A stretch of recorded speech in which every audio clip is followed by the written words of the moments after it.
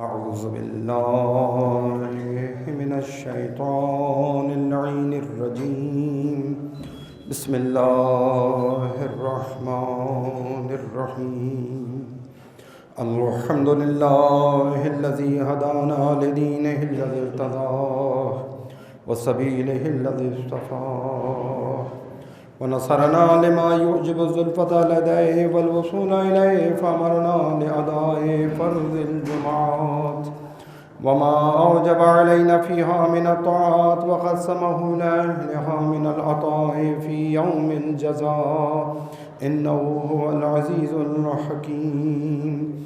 اللهم صل على محمد وآله وجل أيمن يوم أهدنا وأفضل صاحبنا هو خير وقت ظللنا فيه وجعلنا من أعظم مر عليه الليل والنهار من جملة خلقك أشكرهم لما أوليت من نعمك وأقومهم بما شرعت من شرائعك وأوقفهم أما هزرت من نحيك على سائر خلقك في يومي هذا وساعتي هذه ومستقري هذا.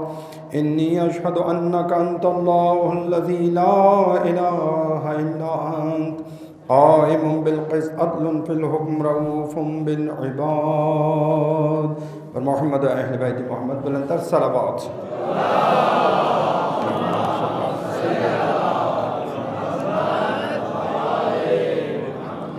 برائے صحت و سلامتی کو لاشقان امامت ولایت مہربان اہل بیت تمام علماء امامیہ تمام مراجع کرام و مقام معظم رہبری اجمان بآواز بلند صلوات.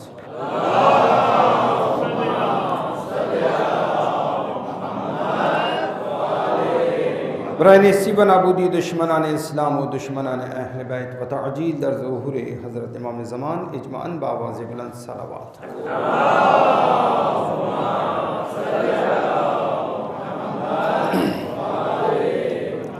خدا انشاءاللہ. السلام علیکم ورحمۃ اللہ وبرکاتہ. خدا انشاءاللہ ہماری ان قلیل عبادات کو اپنی بارگاہ میں قبول فرمائے. ہمیں حضرات معصومین علیہ السلام کی سچے پیروکاروں میں اور ان کی شفاعت پانے والوں میں قرار دے انشاءاللہ. عزیزان محترم، ماہ ربیع الثانی وہ مہینہ کہ جس کی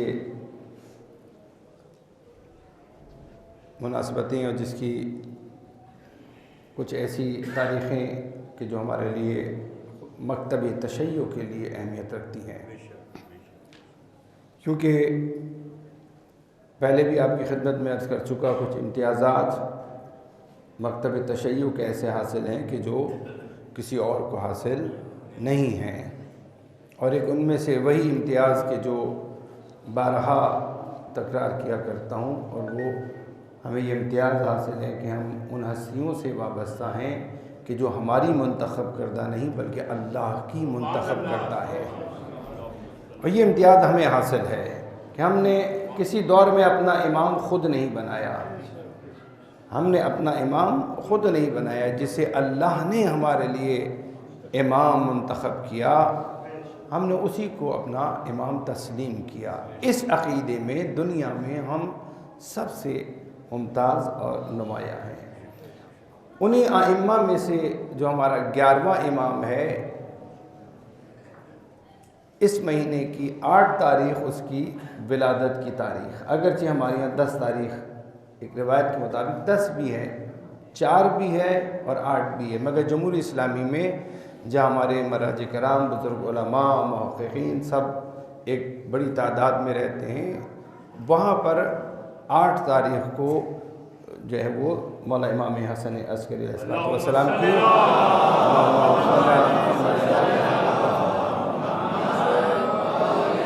حضرت کی ولادت کا جشن منایا جاتا ہے. اور 10 تاریخ جو کل گزری کہ آج 11 ہے، 10 تاریخ وہ تاریخ ہے کہ جو غم کی تاریخ ہے، اور 10 تاریخ جناب فاطمہ بنت موسیٰ ابن جعفر سلام اللہ علیہ کی وفات کی تاریخ ہے. یعنی امام رضا علیہ السلام کی وہ بہن کہ جس کی روزے کی زیارت کے لیے ہم قم جاتے ہیں، قم میں جن کی زیارت ہے، ان کی وفات کی تاریخ 10 ربیع الثانی ہے.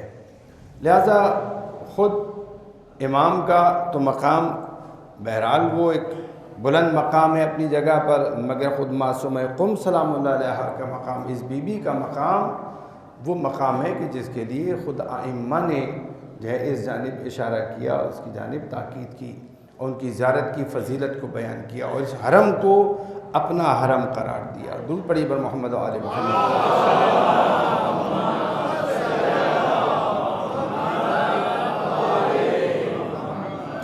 یقیناً مولا امام حسن عسکری علیہ الصلوۃ والسلام کی ولادت کی مناسبت سے جو پروگرامز ہوئے ہوں گے، تقاریب ہوئیں، میلاد ہوئے، ان میلاد و محافل میں آپ نے تفصیل سے مولا کے حوالے سے تذکرہ سنا کہ آپ 11ویں امام ہمارے وہ امام کہ جس کی زندگی پوری زندگی نہایت ہی تحت نظر رہ کر خصوصاً گزری، اور آپ کیونکہ 11ویں تھے اور آپ کے بعد 12واں وہ تھا کہ جس کے لیے اللہ کے وعدے اور رسول خدا کی احادیث موجود تھیں، اور ظالموں مستکبروں کو عالمی سطح پہ اگر کسی سے خطرہ ہے تو وہ وہی 12واں جانشین ہے رسول خدا کا، کہ جس سے خطرہ ہے عالمی سطح پہ، علاقائی سطح پہ نہیں ہے، خاندانی یا قبیلئی حوالے سے نہیں ہے، عالمی سطح پہ مستکبروں کو، تمام کے تمام غاصبوں کو، استحصالی قوتوں کو اگر خطرہ ہے مشترکہ طور پہ، کوئی ایک ذات کے جس سے سب کو مشترکہ خطرہ ہو اور سب کے اقتدار کو خطرہ ہو، سب کے مٹ جانے کا خطرہ ہو، وہ فرزند رسول خدا ہمارے وقت کا امام، امام زمان عجل اللہ تعالیٰ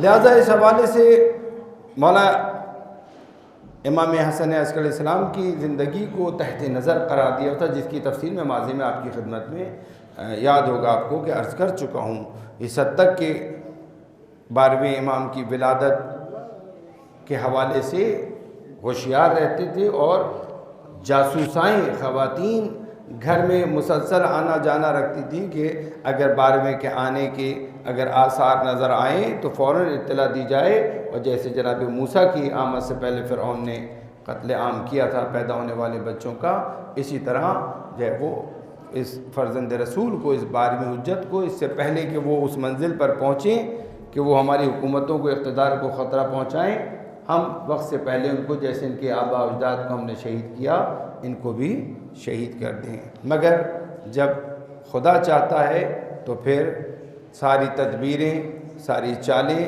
بیکار ہو کر رہ جاتی ہیں، اس لیے کہ ید اللہ فوق ایدیہم، خدا کی تدبیریں سب سے بالاتر تدبیریں ہیں۔ مکروا ومکر اللہ واللہ خیر الماکرین۔ درود پڑھیے بر محمد و آل محمد۔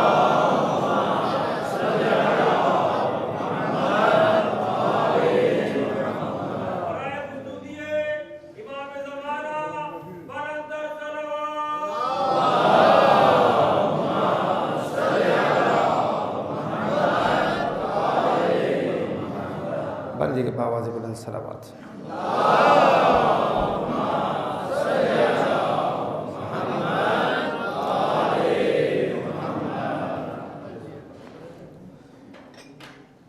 فرزند رسول کی جو زندگی ہے مفصل، وہ تو یقیناً اپنے مقام پر وقت چاہتی ہے، مگر آپ کے القابات جو آپ نے سنے ہوں گے، کنیت تو آپ کی ابو محمد ہے کیونکہ آپ کے فرزند کے نام کی مناسبت سے ہے، اور القابات آپ کے خالص، ہادی، عسکری، ذکی، خاص، صامت، سراج، تقی، الرفیق، یہ تمام وہ القابات ہیں جو مشہور القابات میں سے آپ کے ہیں، جن القابات سے آپ کو یاد کیا، جو آپ کی جو شخصیت کے مختلف پہلو و صفات ہیں ان کی جانب اشارہ کرتے ہیں یہ القابات۔ آپ کی انگشتر جو ہے اس پہ جو ہے وہ نقش موجود تھا، اور نقش بھی یہ تھا سبحانہ من لہ السماوات والارض، یعنی پاک و منزہ ہے وہ ذات کہ جس کے لیے زمین و آسمان ہے، یعنی جو زمین و آسمان کا مالک ہے، جس کی ملکیت ہے زمین و آسمان۔ یا اسی طرح یہ ہے کہ آپ کے اس پہ لکھا تھا کہ اللہ جو ہے وہ گواہ ہے، اللہ شہید ہے۔ تو اسی طرح ائمہ، دیگر ائمہ کی بھی انگشتروں پہ جو ہے یعنی انگوٹھیوں پر جو نقش ہوا کرتے تھے، تو 11ویں امام کی بھی انگوٹھی پہ نقش تھا۔ یہ وہ جو ہے روایت ہے، یعنی یہ وہ روش ہے کہ جو آج ہمارے یہاں مفقود ہے۔ کچھ مراجع کرام جو ہے وہ ان کے یہاں دیکھا گیا ہے کہ وہ اپنی انگشتر پہ جو ہے وہ نقش کروا لیتے ہیں، کوئی اسٹیمپ ان کی مثلاً وہ مہر اپنی جو ہے پہلے رکھا کرتے تھے، جو لکھواتے تھے وہی ان کی مہر ہوتی تھی ان کے انگشتر کی، تو یہ سلسلہ آج نہیں ہے۔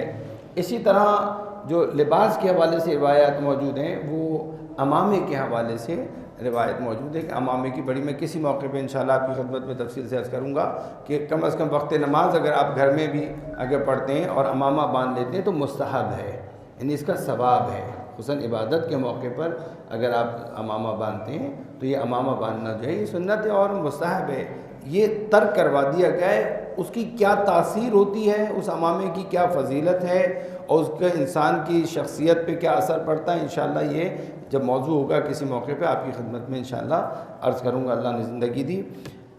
جناب امام حسن علیہ السلام کے فرامین میں سے کچھ میں نے آپ کی خدمت میں 8 ربیع الاول کے موقع پہ جب مولا کی شہادت کی تاریخ تھی اس ہفتے میں نے آپ کی خدمت میں نقل کیے تھے۔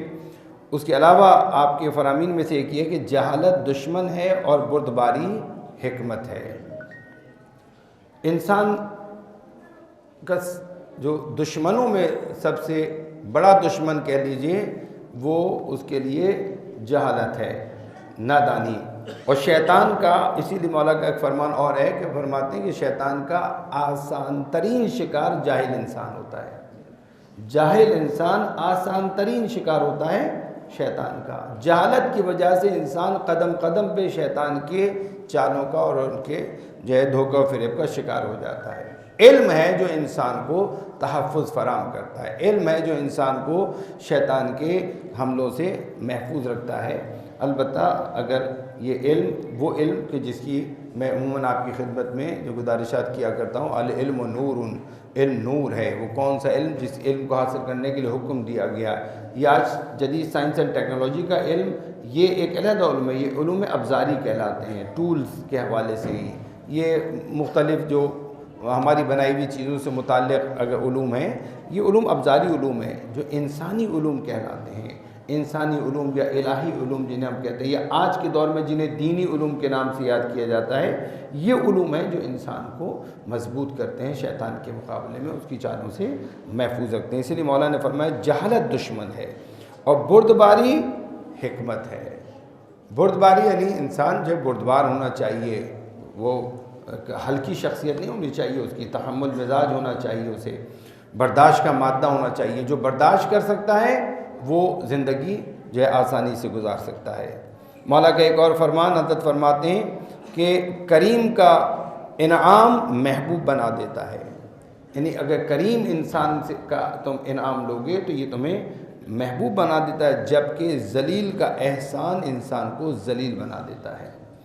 اگر کسی ذلیل انسان کا احسان لیا تو وہ تمہیں ذلیل کر دے گا۔ میں اس کی بہت ساری مثالیں دے سکتا ہوں، مگر اس وقت آپ کی خدمت میں جو ہے وہ اس بات کو مولا کے فرمان کو چھوڑتا ہوں کہ آپ اس پر خود توجہ کریں کہ بہت سارے ایسی جگہوں پر ہم اپنے دنیاوی مفادات کے لیے ذلیلوں کا احسان لے لیتے ہیں جو بعد میں ہمیں ذلیل و رسوا کر دیتا ہے۔ تو انسان بہتر ہے کہ محروم رہے، یہ بہتر ہے محروم رہنا اس سے کہ کسی ذلیل انسان کا احسان لے، کسی ذلیل انسان سے کام کروائے کہ جی اپنا تو کام ہو گیا، کام تو ہو گیا مگر اس کے بعد جو ذلت آنے والی ہے اس کا تصور شاید یہ انسان نہیں کر پاتا اگر ذلیل انسان سے احسان دیا ہے۔ لہٰذا کسی ذلیل انسان سے احسان مولا گویا فرما رہے ہیں کہ نہیں لینا چاہیے، اور کریم انسان کا انعام بھی جو ہے وہ انسان کو محبوب بنا دیتا ہے۔ لہذا پروردگار خود کریم ہے اور اس کے محبوب بندے بھی سارے وہ کریم ہیں، ان کریموں کا اگر احسان لیتے ہیں تو یہ کریم جو ہے، کریم کا احسان لینا جو ہے یہ انسان کو محبوب بنا دیتا ہے۔ تیسرا مولا کا آخری قول مولا فرماتے ہیں جس نے غصے کو پینے کا مزہ حاصل نہیں کیا وہ دل کی راحت سے آشنا نہیں ہوا۔ یعنی اگر اپنے دل کو راحت اور سکون پہنچانا چاہتے ہو تو اپنے غصے کو پینا سیکھو۔ ٹھیک ہے غصہ آتا ہے انسان کی فطرت میں، بہت سے مقامات پہ جو ہے وہ انسان کو غصہ آتا ہے، غصہ آنا بری بات نہیں ہے، غصہ آنا بری بات نہیں ہے، مگر غصے پر قابو نہ رکھنا یہ ہے برائیوں کی جڑ، یہ برائی ہے۔ اتنے مضبوط بن جاؤ کہ اپنا غصے کو کنٹرول، تم غصے کے قابو میں نہ رہو بلکہ غصہ تمہارے قابو میں رہے۔ کس قدر آپ کبھی بیٹھ کے غور کیجئے گا، کتنی ہماری زندگی کے معاملات جو خراب ہوتے ہیں وہ صرف اسی وجہ سے کہ ہم اپنے غصے کو کنٹرول نہیں کر سکے، غصے کا اظہار نہیں کیا، مگر جملہ ایسا کہہ دیا جو اسی غصے کی وجہ سے تھا، وہ غصہ جو اندر ہے ہم برداشت نہیں کر سکے، ٹھیک ہے ہم نے مثلا لاؤڈلی کچھ نہیں کہا، مگر جملہ ایسا کہہ دیا اس غصے کے اندر کہ جس نے سارا کام خراب کر دیا، یا ایسا چہرہ بنایا، ایسا رویہ رکھا کہ جس کی وجہ سے جو ہے وہ معاملات بگڑ گئے۔ لہٰذا غصے کے اندر کیے ہوئے فیصلے بھی آج پورا جمہوری اسلامی ایران اگر شیعہ ہے تو مکتب اہل بیت سے وابستہ ہے، تو اس کے اندر بھی ایک ایسا امر ہے کہ جو تاریخی واقعہ ہے جس کو میں تفصیل سے ابھی تو نقل نہیں کر سکتا۔ اس وقت کے بادشاہ نے غصے میں آ کر اپنی ملکہ کو طلاق دے دی۔ جب اس نے طلاق دے دی، اب جس سے پوچھا گیا سب نے حلالہ بتایا۔ اب وہ حلالہ اور بادشاہ کی ملکہ، بادشاہ چاہتا تھا اپنی ملکہ کو عزیز رکھتا تھا، مگر غصے میں طلاق دے دی۔ اب جب طلاق دے دی، اب جب پوچھا کہ اس کا کیا حال ہے، سب نے کہا حلالہ۔ حلالہ، اب بادشاہ تو ظاہر سی بات ہے ملکہ کے لیے اور حلالہ کا تصور جو موجود ہے وہ تصور بادشاہ کے لیے ناقابل قبول ہے۔ کسی نے وزیر نے جب سب سے جواب لے لیا، پریشان تھا بہت، تو کسی نے مشورہ دیا جو ہے وہ ایک مکتب اہل بیت کے شاگرد اس وقت کے مجتہد اور علامہ ہلی کا دائن کہتے ہیں، ان سے پوچھا گیا، بلایا گیا، پوچھا گیا جناب جی یہ مسئلہ جو ہے وہ ایسے ایسے بادشاہ نے طلاق دے دی ہے۔ ایک سمپل سا سوال کیا انہوں نے پوچھا کہ جب تم نے طلاق دی تو تم غصے کی حالت میں تھے یا نارمل تھے؟ کہا ان سے ایسی بات کی تھی کہ مجھے غصہ آ گیا اور میں نے طلاق دے دی۔ کہا تو یہ تمہاری بیوی ہے، کوئی طلاق واقع نہیں ہوئی ہے؟ طلاق واقع نہیں، میں نے تو یہ اس طرح کہا تھا۔ کہا نہیں، کہا دین مبین اسلام میں طلاق کے غصے کے اندر کوئی فیصلہ قبول نہیں ہے۔ اب تم نارمل ہو، اب بتاؤ دے رہے ہو یا نہیں دے رہے؟ غصے میں کیے ہوئے فیصلے اللہم صلی علی محمد وآلہ، غصے میں کیے ہوئے فیصلے قبول نہیں ہیں۔ اب اگر نارمل ہو تو، کیونکہ انسان جب غصے میں ہوتا ہے تو کیا ہوتا ہے، عقل مغلوب ہو جاتی ہے، جذبات غالب ہو جاتے ہیں، تو جب عقل مغلوب ہو جائے تو جو بھی فیصلہ ہوتا ہے وہ عقل پر مبنی نہیں ہوتا، اور دین مبین اسلام عقل پہ مبنی فیصلے قبول کرتا ہے۔ جس وقت تمہاری عقل کام کر رہی ہے، دیوانے کا کیا، ہم کوئی بھی فیصلہ قبول کر لے کسی دیوانے کا، اس کے پاس عقل نہیں ہے۔ غصہ بھی ایک دیوانگی ایک طرح کی، عقل مغلوب ہو جاتی ہے، جذبات غالب ہو جاتے ہیں۔ بادشاہ نے جب یہ دیکھا اور اس کی بات سمجھ میں آئی تو اس نے اپنے بھی مسلک کا اعلان کیا کہ آج سے میں فقہ جعفری کو قبول کرتا ہوں، اور پوری مملکت میں فقہ جعفری اس نے رائج کر دی، اور اس وقت جو بادشاہ کا ہوتا تھا دین اور وہی رایا بھی اسی کو قبول کرتے تھے۔ یہ بہرحال ایک تفصیل ہے اس کی پیچھے۔ تو میں عرض یہ کر رہا ہوں غصہ ایسی چیز ہے، معتبر نہیں ہے غصہ۔ تو گھر کے اندر بھی اگر غصے میں کبھی باپ اپنی اولاد کو کچھ کہہ دے، بھائی بھائی کو کہہ دے، بہن کو کہہ دے، ماں اپنے بچوں کو کہہ دے، تو غصے میں اگر کچھ کہا جائے تو اسے نظر انداز کر دیا کیجئے۔ میاں بیوی میں اگر کچھ ہو جائے اور غصے میں کوئی بات کہہ دے تو اسے نظر انداز کر دیا کیجئے، اسے معتبر نہیں بنائیے۔ اس نے یہ کہا کیسے؟ اب غصے کے جواب میں غصہ، تو شمشیریں جب تن جائیں گی تو پھر کسی نہ کسی کی گردن تو اڑے گی، کوئی نہ کوئی تو زخمی ہوگا۔ لہٰذا غصہ اگر کسی کو آ جائے تو اسے نظر انداز کیجئے، کیونکہ دین میں غصہ معتبر نہیں۔ جب ٹھنڈا ہو جائے سامنے والے کا غصہ تو پھر پوچھئے کہ اب بھی وہی بات ہے۔ توجہ کی آپ نے؟ اس لیے کہا کہ مولا نے فرمایا تمہیں جب غصہ آئے تو بیٹھ جاؤ، کھڑے ہو تو بیٹھ جاؤ، بیٹھے ہو تو لیٹ جاؤ۔ کسی کو غصہ آئے تو حکم ہے کہ اسے پانی پلاؤ، یا جس پر تمہیں غصہ آ رہا ہے، مولا امیر المومنین کا فرمان ہے جس پر تمہیں غصہ آ رہا ہے اسے چھو لو۔ سائنٹیفک ہے بہت، وہ ریزز جو نکلتی ہیں جو اینٹی ہو رہی ہوتی ہیں، اگر وہ چھو لیں تو آپس میں مکس ہو کر وہ نارمل ہو جاتی ہیں۔ چھو لینا چاہیے۔ اس لیے آپ دیکھیں کہ جب غصہ آتا ہے تو یعنی جاؤ جا کے سینے لگو، کیوں کہتے ہیں بچوں کو کہتے ہیں گلے ملو، یہ گلے کیوں ملواتے ہیں، یہ سینے سے کیوں لگواتے ہیں؟ جاؤ سر پہ ہاتھ پھرواؤ، چھوٹوں کو ہم کہتے ہیں، ان کو دادا کو غصہ آ رہا ہے، جاؤ سر پہ ہاتھ پھرواؤ۔ یہ ہاتھ پھروانا، یہ گلے ملوانا، یعنی ایک دوسرے سے ٹچ ہوں گے تو پھر وہ غصہ ختم ہو جائے گا، نارملائز ہو جائیں گے۔ دین حکمت پہ مبنی ہے۔ لہذا مولا کا فرمان ہے کہ جس نے غصے کو پینے کا مزہ حاصل نہیں کیا وہ دل کی راحت سے آشنا نہیں ہوا۔ خدا انشاءاللہ ہمیں معصومین کے ان فرامین پہ عمل کرنے کی توفیق عطا فرمائے۔ خود درس ربیع الثانی بہت مختصر اس حوالے سے دو جملے اشارہ کروں گا۔ بی بی معصومہ قم سلام اللہ علیہا، وہ کہ جو آپ کی جو بچپن کی عمر ہے اس میں ایک بڑا حصہ آپ کا اپنے پدر بزرگوار کی جو ہے جدائی و فراق میں گزرا، کیونکہ آپ 7ویں امام کی بیٹی ہیں اور 7واں امام اپنے عمر کے آخری 14 سال آپ نے زندان میں گزارے۔ تو پہلے آپ اپنے پدر بزرگوار سے محروم رہیں اور زندان سے ہی آپ کے پدر بزرگوار شہید کر کے باہر لا کے بغداد کے پل پہ رکھا گیا آپ کا جسد اطہر۔ اس کے بعد آخری عمر میں آپ کے 200 ہجری میں آپ کے بھائی امام رضا کو زبردستی مدینے سے خراسان بلا لیا گیا۔ بے قرار سب سے زیادہ باپ کے بعد اپنے اس بھائی سے آپ جو ہے وہ دل قلبی ایک رابطہ رکھتی تھیں، وہ بھائی وہاں بلا لیا گیا۔ بہن بے قرار ہوئی اور اس کے بعد آپ چلی اپنے بھائی سے ملنے کے لیے بین راہ قم سے تھوڑا پہلے اصفہان کی طرف جاتے وقت ایک شہر آتا ہے ساوا وہ شہر جو ہے وہاں تک پہنچی تھی کہ آپ کی طبیعت جو ہے وہ خراب و ناساز ہوئی، اور اسی موقع پہ وہاں خراسان میں آپ کے بھائی کو شہید بھی کر دیا۔ امام رضا علیہ السلام کی شہادت بھی واقع ہوئی۔ اب اہل قم تک اطلاع پہنچ گئی تھی کہ امام رضا شہید کر دیے گئے ہیں۔ پھر پتہ یہ چلا کہ بی بی تشریف لا رہی ہیں، امام رضا کی بہن تشریف لا رہی ہیں، صحابہ سے آپ روانہ ہوئی ہیں قم۔ آپ نے خود کہا کہ مجھے قم لے چلو، قم پہنچا دو۔ آپ کو قم لایا جا رہا تھا تو اہل قم نے باہر آ کر رات کی تاریکی میں اس طرح استقبال کیا کہ سیاہ لباس پہنے ہوئے تھے، جس پہ نقل کرتے ہیں شہزادی نے جب دیکھا تو بی بی نے کہا ان لوگوں سے کیا اپنے امام کی بہن کا استقبال اس طرح کیا جاتا ہے؟ اس وقت تک بی بی کو اس بات کی اطلاع نہیں تھی کہ آپ کے بھائی شہید کر دیے گئے ہیں، مگر جب قم میں آپ کو اطلاع ملی کہ آپ کے بھائی شہید کر دیے گئے تو پھر آپ آگے نہ بڑھ سکیں۔ پھر آگے جانے کا فائدہ کیا تھا؟ جس بھائی سے ملنے کے لیے جا رہی تھی وہ شہید کر دیا گیا۔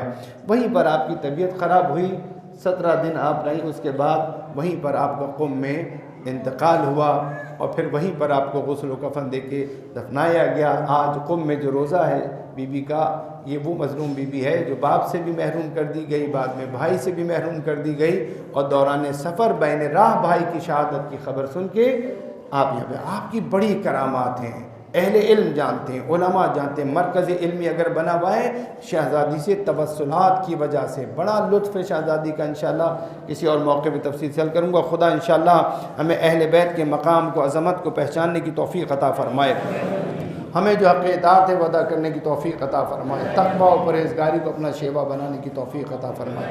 اعوذ باللہ من الشیطان اللعین الرجیم، بسم اللہ الرحمن الرحیم، والعصر ان الانسان لفی خسر الا الذین آمنوا وعملوا الصالحات وتواصوا بالحق وتواصوا بالصبر۔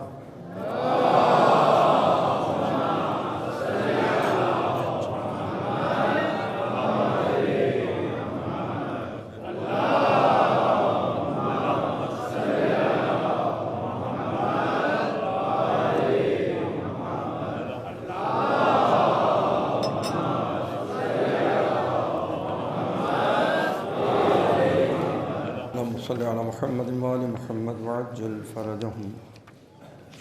اعوذ باللہ من الشیطان اللعین الرجیم، بسم اللہ الرحمن الرحیم، الحمد للہ رب العالمین، اللہم لک الحمد بدیع السماوات والارض ذا الجلال والاکرام، رب الارباب والہ کل معلوم وخالق کل مخلوق ووارث کل شیء لیس کمثلہ شیء وہو بکل شیء محیط، انت اللہ لا الہ الا انت الاحد المتوحد الفرد المتفرد، وانت اللہ لا الہ الا انت الکریم المتکرم العظیم، والصلاة والسلام على محمد النبي الرحمة سيد المرسلين، وعلي بن أبي طالب سيد الوصيين، وفاطمة الزهراء سيدة نساء العالمين، وحسن المجتبى حجة الله على الخلق أجمعين، والحسين الشهيد المظلوم وارث أمير المؤمنين، وعلي بن الحسين زين العابدين، ومحمد بن علي باقر علم الأولين والآخرين، وجعفر بن محمد الصادق الصديق والمقتدي بآبائه الصالحين،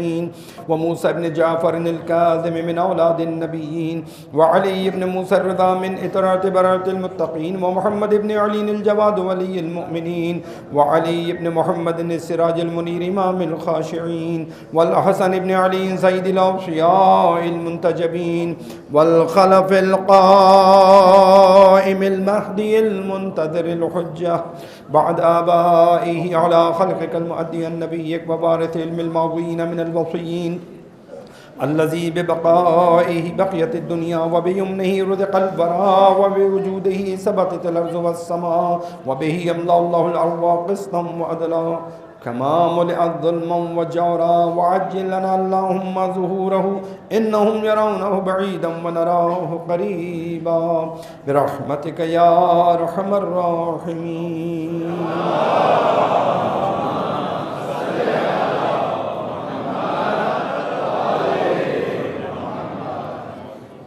خدا انشاءاللہ محبان اہل بیت عاشقان امام ولایت کی جان و مال و عزت و آبرو کی حفاظت فرمائے، دشمنان اسلام دشمنان بشریت کو ذلیل و خوار و نیست و نابود فرمائے انشاءاللہ۔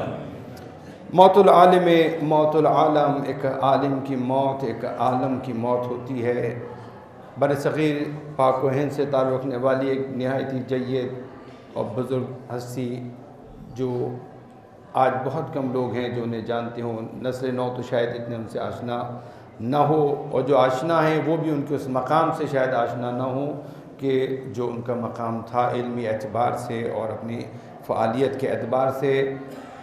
ماضی میں پاکستان کے اندر بھی آ کے وہ فیض پہنچاتے رہے اپنے علم سے۔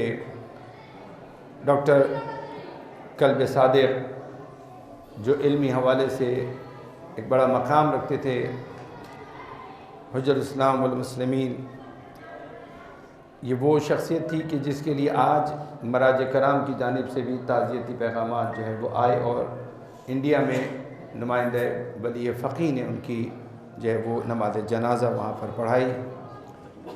ایک ایسا شخص کہ جو مفکر تھا، متعہد تھا، اصول پسند تھا، مخلص تھا، پارسا، متقی تھا، ایک ایسا انسان کہ جو ہمیشہ رہنمائی کرتا رہا، جس نے دین کو پیشہ نہیں بنایا بلکہ دین کو اپنا ہدف بنایا، اور اس دین کی ترویج کے لیے، اس کے قیام کے لیے اور لوگوں کو دیندار بنانے کے لیے ہمیشہ سعی کوشش اور رہنمائی کرتا رہا۔ گزشتہ دنوں علی رہنے کے بعد ڈاکٹر قلب صادق کا انتقال ہوا۔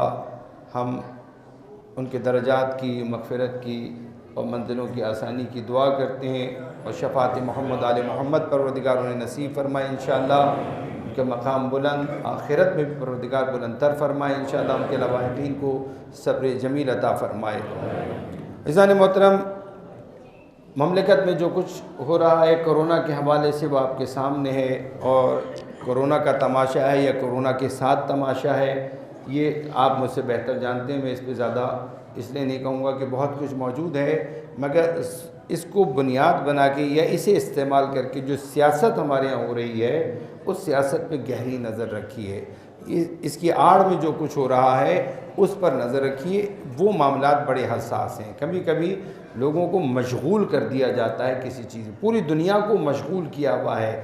اس شغل بازی کی آڑ میں ہو کیا رہا ہے پوری دنیا میں، اس پہ اگر نظر رہے گی تو انشاءاللہ غافلوں میں شمار نہیں ہوگا ہمارا۔ اگر ہم یہ ڈگڈگی کے اندر، کرونا کی ڈگڈگی کے اندر اگر مشغول ہو گئے تو پیٹھ پیچھے بہت کچھ ہو جائے گا۔ اسرائیل بھی تسلیم ہو جائے گا، تمام ثقافت بھی تبدیل ہو جائے گی، ملک کی جو استحکام کے ساتھ ساتھ جو اس کی آزادی ہے وہ بھی ہاتھ سے چلی جائے گی، بہت کچھ ہو سکتا ہے۔ اور نہ صرف پاکستان میں بلکہ دنیا بھر میں اس وقت داعش عراق کے اندر مختلف مقامات پہ پھر سے فعال کر دی گئی ہے۔ داعش وہاں پہ ایکٹیو ہو چکی ہے، اس صوبہ نینوا میں بھی، الانبار کے اندر بھی، دیالہ کے اندر بھی، یہ مختلف صوبے جو عراق کے ہیں یہاں پر اب داعش دوبارہ سے ایکٹیو کر دی گئی ہے۔ یہ صوبہ نینوا وہ ہے جہاں سرزمین کربلا بھی ہے۔ اور جو اگر آپ کو یاد ہو گریٹر اسرائیل کا جو نقشہ جو ہے وہ پیش کیا گیا تھا اور بارہ آپ کی خدمت میں تکرار بھی ہوا، اس میں عراق کا ایک بڑا حصہ کہ جو پہلے یہودی یہاں پر آباد تھے وہ حصہ گریٹر اسرائیل کے اندر شامل ہے، اور اسرائیل کی تشکیل کے لیے جو کوششیں ان میں عراق کے اس حصے کو بھی جو حاصل کرنا ان کا ہدف ہے۔ ہو ہی نہیں سکتا کہ وہ عراق سے دستبردار ہو جائیں اور عراق سے باہر نکلنے پر جو ہے وہ خاموش ہو جائیں، سوائے طاقت کی زبان کے کوئی اور طاقت ان کی سمجھ میں نہیں آئے گی، سوائے طاقت کے، قوت کے، کسی اور جو ہے وہ زبان سے وہ سمجھنے والے نہیں ہیں۔ لہٰذا عراق کی صورتحال آپ کے سامنے، ملک کی صورتحال آپ کے سامنے۔ کام اتنا سلو ہوتا ہے، چال اتنی سلو ہوتی ہے کہ آپ کو اندازہ نہیں ہوتا. بادل آپ کو سر پہ نظر آتا ہے، ایسا لگتا ہے بادل سر پر ہے، مگر وہ بڑی اسپیڈ کے ساتھ اپنا سفر طے کر رہا ہوتا ہے. دیکھنے والے کو محسوس نہیں ہوتا کہ کچھ چل رہا ہے، کچھ ہو رہا ہے، مگر ہو رہا ہوتا ہے، حرکت ہو رہی ہوتی ہے. اسی طرح ثقافت کو تبدیل کرنا، ملک کے معاملات کو تبدیل کرنا، یہ آپ دیکھ ہی رہے ہیں. ابھی تازہ آج کے اخبار میں اگر آپ خبر پڑھیں تو یہ خبر آئی ہے جنسی زیادتی کے حوالے سے عمر قید یا نامردی کی سزا. اس کا اختیار مجرم کو دیا جائے گا کہ وہ عمر قید کو قبول کرے یا نامرد ہونا قبول کرے. توجہ فرما رہے ہیں آپ. ریاست مدینہ کی بات کی گئی ہے اور جنسی زیادتی کو، بے روی کو روکنے کے لیے، چاہے وہ ہومو سیکس ہو، ہم جنسی ہو یا مخالف جنس کے ساتھ ہو، اسے روکنے کے لیے بہت کوششیں کر کے ہماری حکومت اور دانشوروں نے یہ راستہ نکالا ہے کہ یا تو عمر قید ہو، جس میں سزائیں اور بھی ہیں مختلف کیفیتوں کے حوالے سے، کہ 10 سال کی سزا بھی ہے، اس سے زیادہ 25 سال کی سزا بھی ہے، عمر قید بھی ہے، سزائے موت بھی ہے، اور یہ نامردی کی سزا بھی ہے. آپ نے ریاست مدینہ کا نعرہ اگر لگایا ہے، اور ریاست مدینہ ہی اگر آپ کے پیش نظر ہے، تو ریاست مدینہ دیکھیے اللہ کے رسول نے کیسے تشکیل دی تھی، کون سے قوانین بنائے تھے، اور جرائم پر کنٹرول کرنے کے لیے کیا تھا. آپ بجائے اس کے کہ نامردی کا خوف پیدا کریں، عمر قید کا خوف پیدا کریں، اگر آپ خوف خدا پیدا کرنے کے لیے دلوں کے اندر اگر کوشش کریں، اگر آپ معاد کا عقیدہ جو دین مبین اسلام میں رکھا ہے، قیامت کا جو ایک دن یوم جزا و سزا ایک رکھا ہے، اگر اس پر کام کریں، لوگوں کی معرفت میں اضافہ کریں، اگر لوگوں کو آگاہی دیں تو بات سمجھ میں آتی ہے. وَإِلَّا یہ سلسلہ روکنے والا نہیں. کیوں؟ اس لیے کہ آپ کے پیشرو، آپ سے پہلے مختلف لباسوں میں آنے والے حکمران ایسے کام کر کے گئے ہیں کہ یہ سلسلہ بھی اور بڑھے گا. کیوں؟ اس لیے کہ ایسے چینلز کو آپ نے لائسنس دے دیا ہے کہ جو سوائے جنسی تحریک پیدا کرنے کے اور کوئی کام ہی نہیں کر رہے. وہ ڈرامے، وہ فلمیں، وہ ایڈز جو آپ دے رہے ہیں، جن کی فیسیں، ٹیکسز آپ وصول کر رہے ہیں اور آپ اپنا بیت المال بھر رہے ہیں، اور وہ تمام کا تمام social media, print media, electronic media جس حوالے سے بے حیائی کو فروغ دے رہا ہے، اس کے نتیجے میں یہ جنسی تحریک پیدا ہو رہی ہے. دوسری طرف آپ بے پردگی کو، بے حیائی کو فروغ دے رہے ہیں. اس حوالے سے جب عورتیں بے پردہ، بے حیا ہوں اور میڈیا پر پروموٹ کر رہا ہو اور کسی قسم کا روک ٹوک نہ ہو، آپ کے ڈرامے اور ان جنسی جو اداکاریاں ہیں ان کو دکھا رہے ہوں، تو دوسری طرف سے نامرد کرنا، یہ نامرد اگر کر بھی دیں گے تو یہ نامرد ہو جائیں گے. آپ نامردانگی کا ثبوت دیں گے. ایک ہوتی ہے نامردانگی اور ایک ہوتی ہے نامردی. آپ انہیں نامرد کر کے نامردانگی کا ثبوت دے رہے ہیں. جو آپ کو کرنا چاہیے، جو اسٹینڈ لینا چاہیے، پہلی فرصت میں ایسے تمام چینلز کا بائیکاٹ کیجئے، ان کے لائسنس کینسل کیجئے کہ جو بےہودگی پھیلا رہے ہیں، آپ کی قوم کی نسل کو، مستقبل کے مہمانوں کو بے حیا بنا رہے ہیں. حیا کے پردے چاک کریں. ایسے ڈراموں پر، فلموں پر، ایڈز پر پابندی لگائیے. چاہے آپ کے بیت المال میں پیسہ نہ آئے، ان لٹیروں سے پیسہ لے لیجئے، مگر ان تمام چیزوں کو بند کر دیجئے. اگر جنسی تحریک کے یہ پروگرام آپ نے بند کر دیے تو آپ کو یہ سزائیں لاگو کرنے کی ضرورت ہی نہیں پڑے گی. اگر تربیت کا نظام دین کا دیا ہوا، اسلام کا دیا ہوا اگر آپ نے عملی شکل دیا تو معاشرے کی اصلاح ہوگی. آپ ثابت کریں گے کہ واقعاً آپ ریاست مدینہ کے خواہاں ہیں اور آپ ریاست مدینہ چاہتے ہیں، مگر لگ ایسا رہا ہے کہ عزائم کچھ اور ہیں. توجہ رکھیے گا. حل یہ نہیں ہے جو دیے جا رہے ہیں جس میں مشغول کر دیا. حل وہ ہے جو دین نے دیا ہے، جو پیغمبر کی سیرت میں موجود ہے. جب تک حکمران اس جانب توجہ نہیں دیں گے اور ہمارا دینی حلقہ اس پر زور نہیں دے گا، اس وقت تک معاشرے کی اصلاح ممکن نہیں ہے. خدا میں ان ناعاقبت اندیشوں سے محفوظ رکھیں. انشاءاللہ درود پڑھیے بر محمد و آل محمد.